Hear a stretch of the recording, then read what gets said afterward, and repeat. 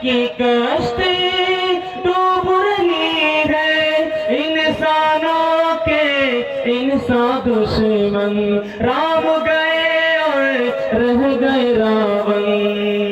आप देखे होंगे दामाद बहुत चला होता है, जब इसको अच्छा खाना नहीं मिलेगा सीधे ससुराल भागा मुर्गा मिलेगा। सास समझ गई, पढ़कर गिजरा ककड़ी खेल, बार बार खिलाएंगे बार बार आएगा, इसको ऐसा सबक सिखाएंगे आना ही भूल जाएगा। दामाद गया ससुराल, सास देखी, सास खिचड़ी पका कर दे दी। अल्लाह, खिचड़ी को देखना था, तलवे का खून दिमाग पर आ गया, कम्मा में कैदी हूँ, मुझे खिचड़ी दे दिया। तो सास बोली बेटा खिचड़ी को पूरा भला मत कहो, ये बहुत अच्छी ग़िज़ा है, इसको अमीर भी खा लेते, गरीब भी खा लेते, इससे पेट खराब नहीं होता।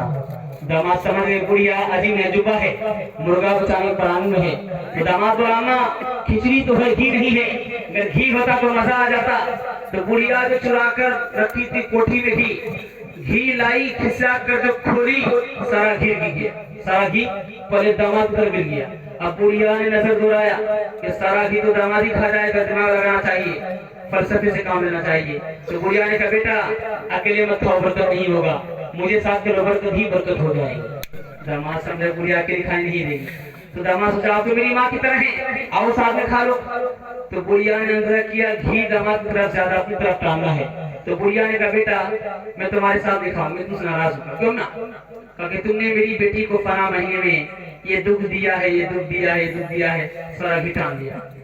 तो दामाद भी बहुत चला था, कहा माँ अगर मैंने वो दुख दिया है तो ये सुख भी दिया, सुख भी दिया, दुख सुख को मिलाना पड़ता है तब जिंदगी करनी पड़ती है, जब दुख सुख को मिलाना पड़ता है तब जिंदगी करती है।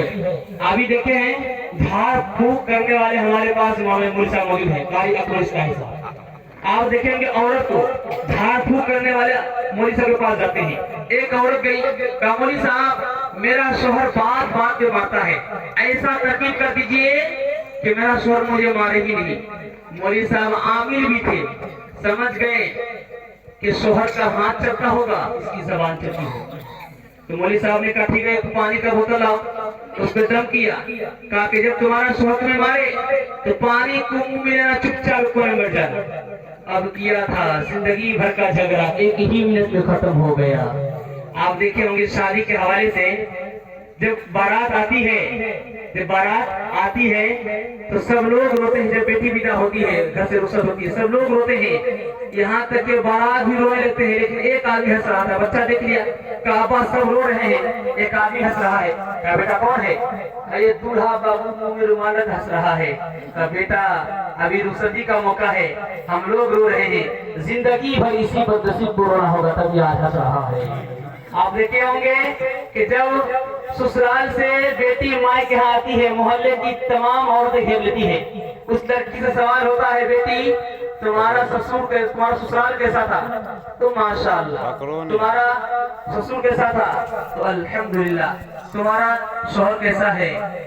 तो अल्हम्दुलिल्लाह, सुभान अल्लाह। अब उससे पूछा जा रहा है कि तुम्हारी सास कैसी थी? तो बोलती है इन्ना लिल्लाह अस्तगफिरुल्लाह, जले तो जला तो इस बला को डाल। माँ तो माँ होती है, माँ समझ गई मेरी बेटी को हर चीज पसंद है, सास पसंद नहीं है। माँ ने कहा बेटी मेरे सवालों का जवाब दो, मेरे सवालों का जवाब दो।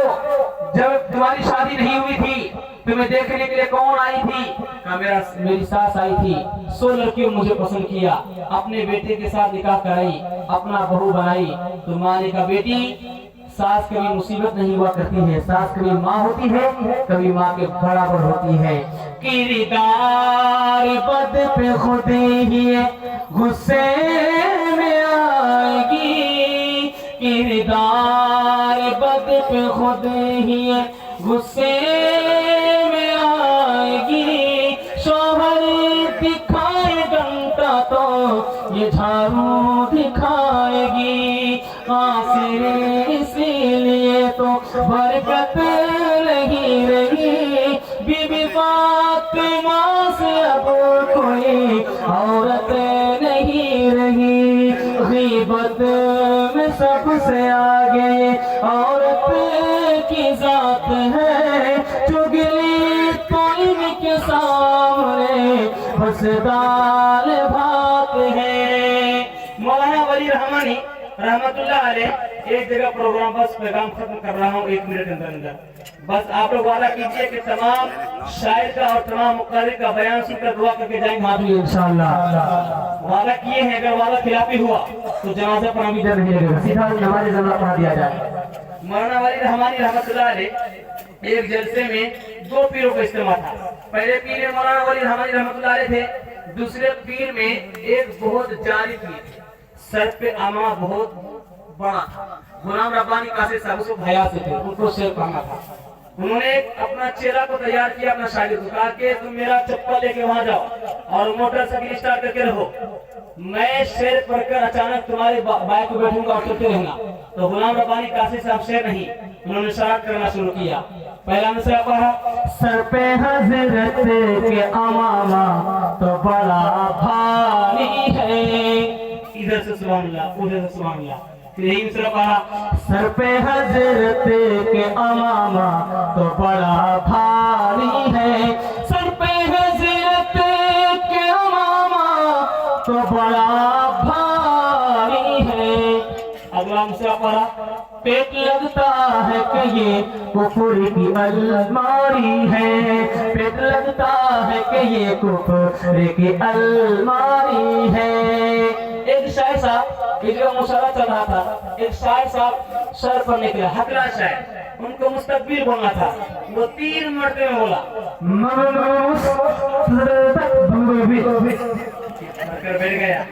एक शायर साहब खड़ा हो उसको तफसीरा किया, पहले उसने मुझसे कहा, फिर सब कहा, फिर बिल कहा, पहले उसने मुझसे कहा, फिर सब कहा, फिर बिल कहा, पहले उसने मुझसे कहा, फिर सब कहा, फिर बिल कहा, इसी तरह